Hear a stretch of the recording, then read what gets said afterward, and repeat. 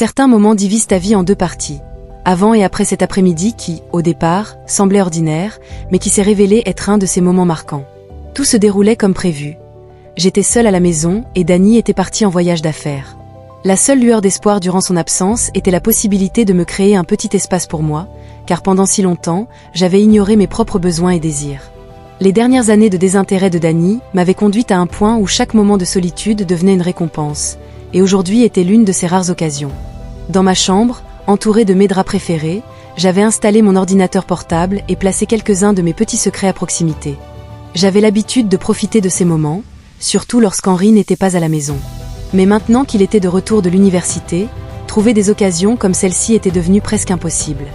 Henri, le fils de Dany de son premier mariage, faisait surgir en moi des sentiments que je ne pouvais ignorer. La première fois que je l'ai rencontré, sa grande silhouette, ses traits marqués et son regard perçant m'avaient surprise. Mais ce n'était qu'une pensée, juste une pensée. Je savais qu'Henri était sorti avec ses amis et ne reviendrait pas avant le soir. C'est pourquoi je me suis sentie libre de me retirer dans ma chambre et de prendre un peu de temps pour moi. Je pensais avoir fermé la porte, mais je n'avais pas réalisé qu'elle n'était pas complètement verrouillée. Puis, tout a basculé. Alors que je commençais à me détendre, Henri est entré. Les quelques secondes où nos regards se sont croisés m'ont semblé une éternité. J'ai essayé de cacher les jouets dans mes mains, mais en vain. Les sons de mon ordinateur portable ont atteint ses oreilles, et ses yeux se sont encore plus écarquillés. Mon corps s'est figé. Je ne pouvais pas me cacher, je ne pouvais pas éteindre le son, je ne pouvais pas fuir cette situation humiliante. Mon cœur battait si fort que j'avais l'impression qu'il allait éclater. L'expression sur le visage d'Henri était quelque chose que je n'oublierai jamais. Le choc, la curiosité, et peut-être une sorte d'attirance, voire de désir. À ce moment-là, les émotions qui m'envahissaient n'étaient pas seulement de la honte. Ce regard m'a fait réaliser le vide que je portais en moi. Je suppose que j'aurais dû frapper, a dit Henri d'une voix légèrement tremblante mais profonde. Il s'est lentement éloigné, ses yeux ne me quittant jamais alors que la porte se fermait. Je ne comprenais pas ce qui venait de se passer, mais quelque chose avait commencé, quelque chose de si mal, si dangereux, mais si irrésistible. Au moment où la porte s'est fermée, je me suis effondrée sur le lit, enfouissant mon visage dans mes mains. Qu'avais-je fait? J'étais une femme de 42 ans, et le fils de Dany venait de me voir dans cette situation. Mon esprit rejouait son regard encore, et à chaque fois, je ressentais une étrange chaleur se répandre en moi, mais en même temps, je me noyais dans un profond puits de honte. Ce regard n'était pas juste un choc. Il y avait autre chose, comme s'il me comprenait ou en voulait plus. Même y penser me semblait mal, dégoûtant, n'est-ce pas? Mais je ne pouvais pas m'en empêcher. Mon cœur battait fort, et ce sentiment étrange qui montait en moi n'était pas seulement de la honte. J'avais remarqué l'attention d'Henri auparavant, la façon dont ses yeux s'attardaient sur moi, la manière calme dont il exprimait son intérêt. Mais j'avais toujours essayé de l'ignorer, jusqu'à aujourd'hui. Cette rencontre avait tout changé. Pendant 3 jours, je pensais que Dany était parti en voyage, et pendant ces 3 jours, il n'y aurait que moi et Henri dans cette maison. Je n'avais aucune idée de comment j'allais lui faire face, mais au fond de moi, à côté de la peur de ce que cela pourrait signifier, il y avait un frisson indéniable, interdit, dangereux et impossible à ignorer. Je pensais que cela s'arrêterait là, que ce ne serait qu'un accident, mais je n'avais aucune idée de ce qui allait suivre. J'ignorais complètement ce qui m'attendait le lendemain. Je n'ai pas vu Henri de toute la journée cette nuit-là. J'ai eu du mal à m'endormir le lendemain. La majeure partie de la journée s'est écoulée dans le silence. Henri a à peine quitté sa chambre, et après avoir rapidement préparé quelque chose à manger dans la cuisine, je me suis retirée dans le salon. C'était comme si nous étions tous les deux déterminés à ne pas nous regarder ni à nous parler, mais ce silence était chargé d'une énergie palpable. Nous l'avons tous les deux remarqué, mais avons choisi de l'ignorer. Le soir, j'ai décidé de prendre une douche. Alors que l'eau chaude coulait sur ma peau, j'ai essayé de chasser les événements de la veille de mon esprit, mais l'expression d'Henri, choquée mais si intense, n'arrêtait pas de se répéter dans ma tête. Perdue dans mes pensées, j'ai été surprise lorsque l'électricité a soudainement été coupée. L'eau coulait toujours, mais la pièce était maintenant plongée dans l'obscurité totale. Pendant un moment, j'ai paniqué. J'ai éteint la douche et me suis rapidement enveloppée dans un peignoir. Juste au moment où je l'attachais solidement autour de moi, j'ai entendu la voix d'Henri appeler depuis le couloir « Emma, ça va ?» « Je vais bien, je pense que le courant est coupé », ai-je répondu, ma voix tremblant légèrement. Je me suis resserré la ceinture de mon peignoir et ai marché vers le son de sa voix.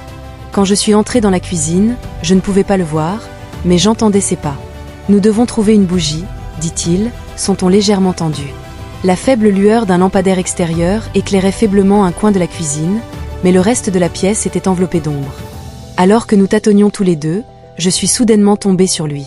Mon épaule a heurté sa poitrine, et nous nous sommes figés, retenant notre souffle. Ses mains sont instinctivement allées à ma taille, me stabilisant pour m'empêcher de tomber. Mais ce contact n'était pas juste un réflexe. « Désolé, je ne t'ai pas vu », a dit Henri d'une voix basse, presque un murmure.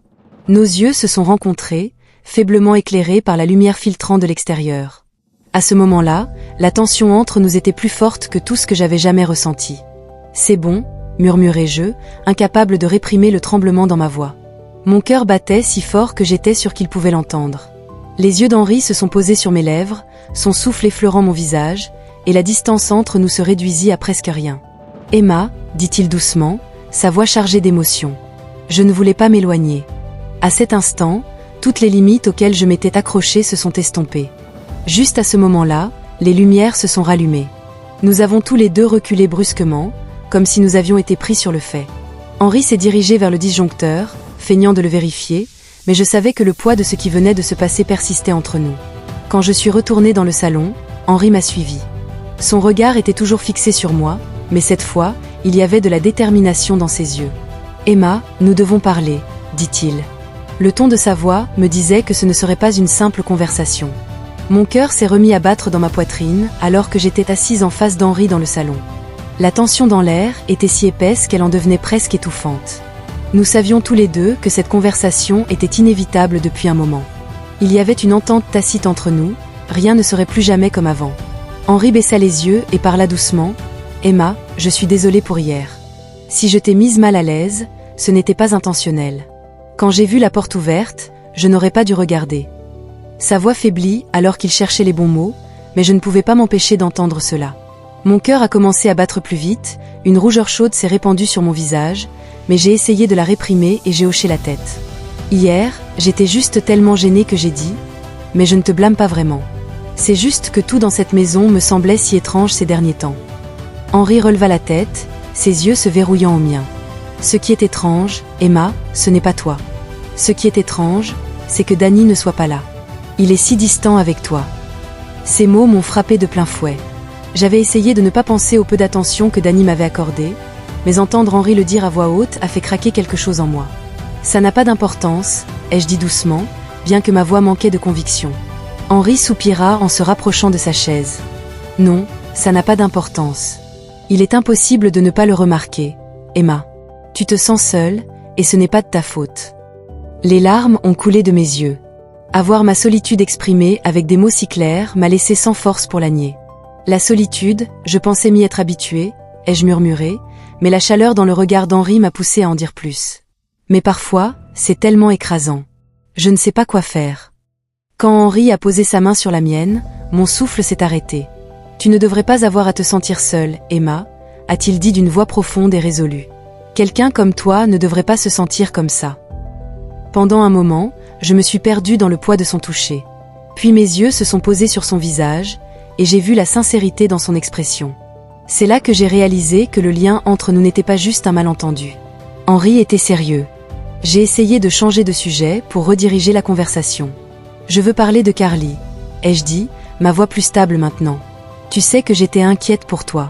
Tu as dit que vous aviez rompu, mais pourquoi ?» Henri a hésité brièvement, puis a pris une profonde inspiration en rencontrant mon regard. « Parce que je n'ai rien ressenti pour elle depuis longtemps », a-t-il dit. La relation était finie, je ne pouvais juste pas l'admettre. J'ai analysé ces mots avec attention. « Pourquoi maintenant ? Pourquoi as-tu décidé d'y mettre fin maintenant ?» ai-je demandé. Pendant un moment, Henri a détourné les yeux, puis m'a regardé. Nous étions si proches que je pouvais sentir son souffle. « Parce que je t'aime, Emma », a-t-il dit d'une voix basse mais claire. « Carly n'avait plus d'importance parce que tu étais dans mon esprit. C'était comme ça depuis un moment, et c'est pourquoi j'y ai mis fin. » J'ai ouvert la bouche pour répondre, mais aucun mot n'est sorti. À ce moment-là, Henri a doucement posé ses mains sur ma taille et m'a attiré plus près. Nos lèvres n'étaient qu'à quelques centimètres l'une de l'autre, et j'ai réalisé que ce n'était pas juste une attirance passagère. C'était un pas en arrière que nous ne pouvions pas faire. Quand les lèvres d'Henri ont finalement rencontré les miennes, j'avais l'impression que le temps s'était arrêté. Sa chaleur, sa certitude et l'attirance que je ressentais pour lui m'ont complètement consumé. Mon cœur battait si fort et mon esprit était vide. Il n'y avait rien d'autre que ce moment, ici et maintenant, avec lui. À un moment donné, l'intensité de mes sentiments m'a poussé à agir. J'ai lentement rompu le baiser en me retirant légèrement, essayant de reprendre mon souffle. En le regardant dans les yeux, j'ai murmuré « Je suis attiré par toi depuis un moment maintenant, Henri ». Alors que cette confession quittait mes lèvres, je sentis chaque barrière entre nous s'effondrer complètement. Un moment de silence passa entre nous, ce silence étant la pause critique, l'instant où nous nous sommes tous les deux demandé jusqu'où nous étions prêts à aller. Je verrouillai mes yeux dans les siens, pris une profonde inspiration et me levai. Il avait l'air surpris, mais une étincelle de désir vacillait dans ses yeux. « Je ne peux plus supporter cette solitude », dis-je d'une voix ferme. Je m'étais retenue si longtemps que m'arrêter maintenant me semblait dénué de sens. Les yeux d'Henri étaient fixés sur moi, son regard intense et à couper le souffle. Lentement, je dénouai la ceinture de ma robe, sentant le tissu glisser de mes épaules et tomber au sol. Ses yeux suivirent chaque mouvement, se fixant sur moi alors que la robe tombait à mes pieds. Sans un mot, je me dirigeai doucement vers le grand canapé du salon et me laissai m'enfoncer dans les coussins moelleux, m'inclinant alors que mon corps s'étirait sur le canapé. Henri n'hésita pas une seconde. Un par un, il enleva ses vêtements, les mettant de côté. Chaque mouvement semblait délibéré, comme s'il défiait le temps lui-même, se déplaçant inévitablement vers ce qui ne pouvait pas être arrêté. Un de ses genoux reposait sur le canapé à côté de moi, ses mains agrippant les coussins de chaque côté de mon corps pour me soutenir alors qu'il se penchait sur moi. Je pouvais sentir son souffle sur ma peau, cette chaleur me parcourant comme un courant électrique. Quand nos yeux se rencontrèrent, ses lèvres trouvèrent lentement les miennes. Ce baiser n'était pas juste un baiser. C'était une explosion de chaque émotion refoulée, chaque pensée interdite, chaque désir né de la solitude. Les mains d'Henri glissèrent doucement vers ma taille, son toucher à la fois tendre et décisif. À ce moment-là, je sentis quelque chose en moi, quelque chose d'oublié. Plus Henri continuait, plus je me retrouvais à l'aimer. Avant longtemps, mon corps trembla et je fermai les yeux, laissant échapper un son fort. Quand je les rouvris, je vis les larges épaules d'Henri et plaçai mes mains sur son dos. Son visage était rouge et nous étions tous les deux essoufflés. J'étais complètement perdu dans l'instant, et Henri avait l'air si heureux et rempli d'amour. Juste au moment où mon corps recommençait à trembler, j'enfonçai mes ongles dans le dos d'Henri. Il a dû vraiment aimer ça, car il se laissa aller aussi.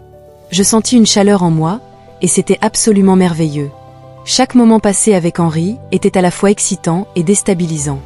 Dany avait encore quelques jours avant de rentrer à la maison, et pendant ce temps, Henri et moi avions partagé des moments passionnés qui dépassaient toutes les limites. Tout semblait si naturel et inévitable que la douleur de nos actions était repoussée dans les recoins les plus sombres de mon esprit. La présence d'Henri avait comblé le vide laissé par l'indifférence de Dany, me faisant sentir à nouveau vivante. Quand Dany est finalement revenu, son indifférence était restée inchangée. La solitude que j'avais ressentie pendant son absence et la chaleur que j'avais éprouvée avec Henri n'avaient fait qu'approfondir le fossé entre nous. Henri et moi continuions à nous envoyer des textos, même avec Dany dans les parages. Lui parler comblait un vide dans ma vie que je ne pouvais pas ignorer. Un soir ordinaire, Dany mentionna qu'il avait une réunion de travail et qu'il ne serait pas à la maison toute la nuit. Je ne pouvais pas cacher l'excitation qui bouillonnait en moi. En prenant mon téléphone, j'ai commencé à taper un message à Henri. « Dany n'est pas à la maison ce soir, c'est juste nous. J'ai hâte de te voir. » Je me suis arrêtée quelques secondes avant d'appuyer sur « Envoyer », mon cœur battant dans ma poitrine. Finalement, j'ai envoyé le message et posé mon téléphone sur la table. Un léger sourire se dessina sur mon visage alors que je pensais à la nuit à venir. Je ne savais pas ce qui se passait ailleurs. À ce moment précis, Henri affrontait son ex-petite amie, Carly. Son obsession persistante pour lui était devenue insupportable, et il décida qu'il était temps de mettre les choses au clair. Les yeux de Carly brûlaient de détermination et de vengeance alors qu'elle interrompait chacune de ses phrases. « Ça suffit », dit-elle d'une voix ferme mais fatiguée. « Reste hors de ma vie, je ne te veux plus. » Juste à ce moment-là, le téléphone d'Henri vibra sur la table. Le regard de Carly se déplaça et elle aperçut l'écran. Ses yeux se plissèrent et le faux sourire qu'elle arborait disparut. Je le savais. Elle siffla, sa voix dégoulinant de venin. « Je vous ai vu vous embrasser. » Henri s'avança pour attraper son téléphone, mais Carly recula en le serrant fermement. « Je dirai tout à Dany », cracha-t-elle, ses yeux flamboyants de haine. J'ai observé Henri, le cœur serré. Il savait que les choses allaient devenir incontrôlables. Ce soir-là, Henri m'a parlé de Carly. Je lui ai dit, hier, il a commencé son ton résolu. Rien ne s'est passé. Je lui ai juste dit de rester en dehors de ma vie. Elle me dérange depuis un moment, mais c'est fini maintenant. Ces mots m'apportèrent un certain soulagement, mais un malaise persistant me rongeait toujours. Le lendemain, le comportement de Danny prit une tournure inattendue. À partir du petit déjeuner, il était inhabituellement attentif. Normalement froid et distant, il semblait soudainement être partout où j'étais, me surveillant de près à chaque occasion. « Ça va, Emma, quelque chose s'est passé dernièrement ?» demanda Danny en croisant son regard avec le mien. Il y avait un soupçon de suspicion dans sa voix. Il maintint ce comportement tout au long de la journée, et la peur en moi devint plus forte à chaque instant qui passait. Le soir, je n'en pouvais plus. J'ai envoyé un message à Henri. Danny agissait si étrangement qu'on aurait dit qu'il se méfiait de quelque chose. J'avais tellement peur qu'au moment où j'ai appuyé sur envoyer, la sonnette a retenti lorsque Danny a ouvert la porte. La voix de Carly résonna dans le couloir. Mes yeux se dirigèrent instinctivement vers le couloir, et quand je la vis, un frisson glacial me traversa. Carly se tenait là, un sourire narquois s'étendant sur son visage. Son regard alternait entre Henri et moi, ses yeux disaient tout ce qu'elle savait, et elle avait clairement décidé ce qu'elle allait faire. Danny, toujours inconscient, demanda à Carly « Qu'est-ce que tu fais ici ?» Sa voix était remplie de confusion, mais les yeux de Carly ne s'écartèrent jamais de lui, comme si elle avait répété ce moment et choisi sa scène avec précision. « Bonjour, Emma », dit Carly d'un ton dégoulinant de moquerie. Son regard perçant me transperça, me coupant le souffle dans ma gorge. Elle jeta un bref coup d'œil à Henri avant de se retourner vers moi, son sourire s'élargissant. « On dirait que nous allons avoir beaucoup de choses à dire », ajouta-t-elle, son sourire dangereusement suffisant. À ce moment-là, quelque chose en moi se brisa. Mon esprit tourbillonnait de pensées chaotiques. Que sait-elle? Que va-t-elle dire? Va-t-elle le dire à Danny? Est-ce que tout est sur le point de se terminer ici et maintenant? Mes mains tremblaient involontairement alors que je regardais Henri, dont les yeux reflétaient ma peur. Mais la présence la plus terrifiante dans la pièce était Carly, avec son sourire calme et menaçant. Et c'est là que je réalisais que ce n'était que le début.